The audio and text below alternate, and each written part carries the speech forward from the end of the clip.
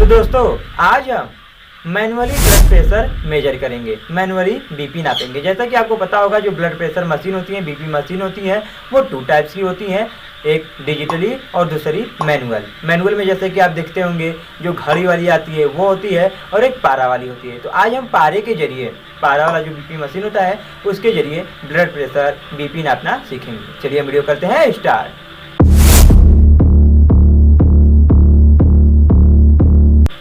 तो दोस्तों सबसे पहले हमें बीपी नापने से पहले हमें जो इक्विपमेंट है, इंस्ट्रूमेंट है, उसकी आवश्यकता पड़ेगी। तो सबसे पहले हम क्या करेंगे, इसके लिए बीपी नापने के लिए अगर हम मैनुअली बीपी नापते हैं पारा वाली बीपी मशीन से तो 2 इंस्ट्रूमेंट की आवश्यकता पड़ेगी। एक हमारी स्पाइरोमीटर यानी कि जो हमारा पारा वाला बीपी है वो, और नेक्स्ट स्टेथोस्कोप जिसको हम आला बोलते हैं। इन दोनों इंस्ट्रूमेंट की बस आवश्यकताएँ पड़ेंगी। इसके बाद आप क्या करेंगे, पेशेंट को अच्छे से टेबल के पास चेयर पर अच्छे से बैठा दें। बैठाने के बाद उनका जो हाथ है उनको सीधे टेबल पर रख दें। रखने के बाद आप देखेंगे जब बीपी मशीन जो है स्पाइरोमीटर उसको ओपन करेंगे तो उसमें एक काप दिया रहता है, पट्टी जैसा होता है। जैसा कि आप पीछे देख सकते हैं स्क्रीन में कुछ इस टाइप का पट्टी जैसा होता है। इसे क्या करते हैं, जो काप है उसे हम कुछ इस टाइप से इस जगह पर बांधते हैं, टाई करते हैं। यहाँ पर हम बांधते हैं। जैसा कि आप देखेंगे सामने वेन रहती है, तो वेन से 2 अंगुल 2 इंच बोलते हैं, 2 इंच ऊपर जो काप है उसे बांधते हैं, अच्छे से टाइट बांध लेते हैं।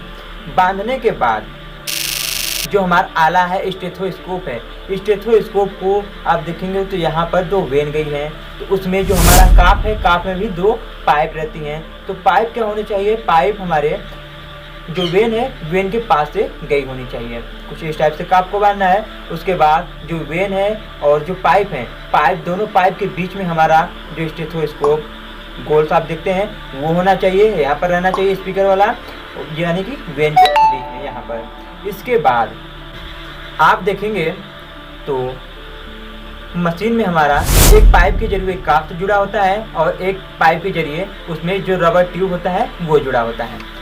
तो हम क्या करेंगे, रबर ट्यूब को प्रेस करेंगे। उसमें आप देखेंगे तो एक छोटा सा साइड में स्क्रू दिया रहता है, स्क्रू को हम टाइट कर लेंगे और धीरे धीरे जो रबर ट्यूब है उसको हम प्रेस करेंगे। जब प्रेस करेंगे तो जो काप है वो टाइट होगा और आप देखेंगे तो उसमें जो मेजरमेंट दिए रहते हैं, पारा वाला जो पारा उसमें रहता है, उसमें जो पारा हमारा है वो ऊपर की साइड आपको जाता हुआ दिखाई देगा।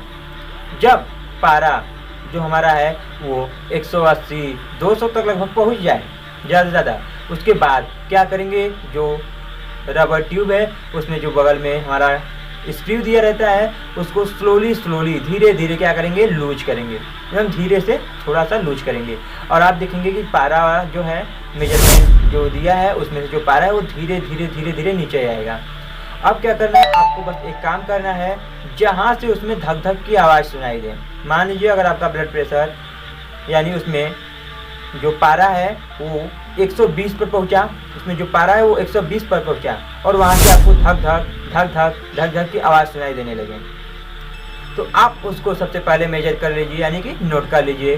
सबसे पहले उसको नोट कर लीजिए, वो हो गया हमारा सिस्टोलिक ब्लड प्रेशर। इसके बाद उसको धीरे धीरे नीचे आने दीजिए। जब जहाँ तक नीचे आता है, जहाँ तक आपको सुनाई देता है, मान लीजिए अगर आपको 80 तक सुनाई देता है, 120 से स्टार्ट होकर 80 तक धक या किसी प्रकार की जो साउंड है वो सुनाई देती है, आपको ऊपर सुनाई दे दिया। उसके बाद नीचे वाली साउंड को भी ध्यान देना है, तो आप सुनते रहिए। जहाँ पर आकर साउंड बंद होता है, जहाँ पर साउंड का आना बंद होता है उसको भी मेजर कर लीजिए। मान लीजिए हमारा 120 पर साउंड स्टार्ट हुआ तो आकर जो 80 है वहाँ पर साउंड बंद हो जाएगा, तो उसको भी आप नोट कर लीजिए। अब इसमें हमारा ब्लड प्रेशर क्या हो गया, 120/80, यानी कि हमारा 120 जो है वो ऊपर का हो गया, 120 सिस्टोलिक ब्लड प्रेशर और नीचे वाला हमारा हो गया 80 डायस्टोलिक ब्लड प्रेशर। इसको हम कैसे नोट करेंगे, 120/80 mmHg, कुछ इस टाइप से नोट करेंगे। अगर बीपी बढ़ा हुआ है तो जो रेंज है, जो साउंड है, बीप है, वो ऊपर सुनाई देगा। अगर कम है तो वो 120 से नीचे भी सुनाई दे सकता है।